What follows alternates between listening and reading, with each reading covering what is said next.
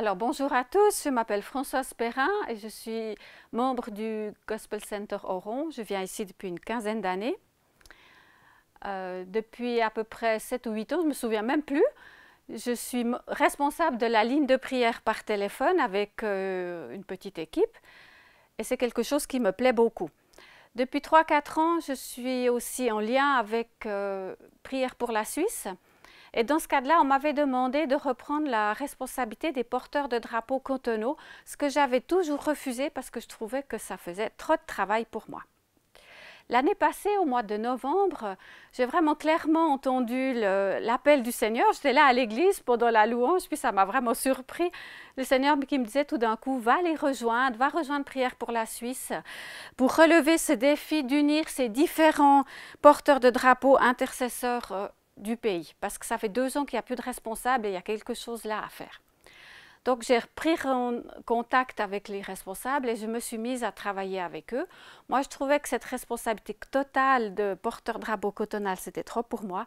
Alors on a un peu aménagé mon poste de responsabilité. Voilà.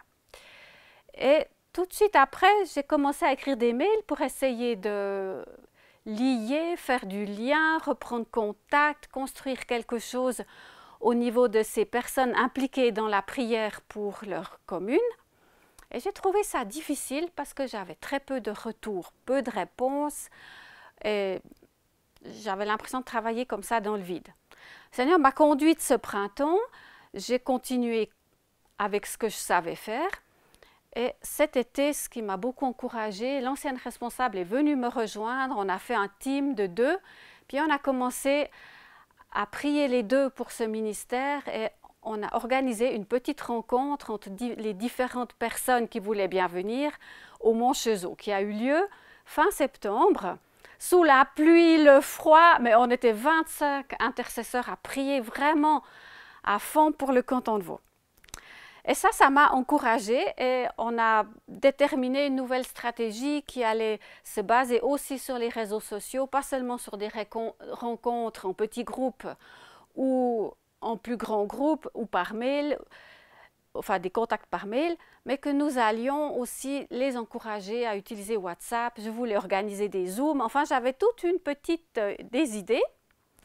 Et par là-dessus est arrivée cette deuxième vague du coronavirus et j'étais là chez moi il y a une dizaine de jours, là mi-octobre, à regarder, à entendre la radio, à regarder tous ces cas, ces courbes, ces graphiques et je dis Seigneur, on ne peut pas laisser ce canton être submergé par ça, il faut qu'on prie, il faut faire quelque chose.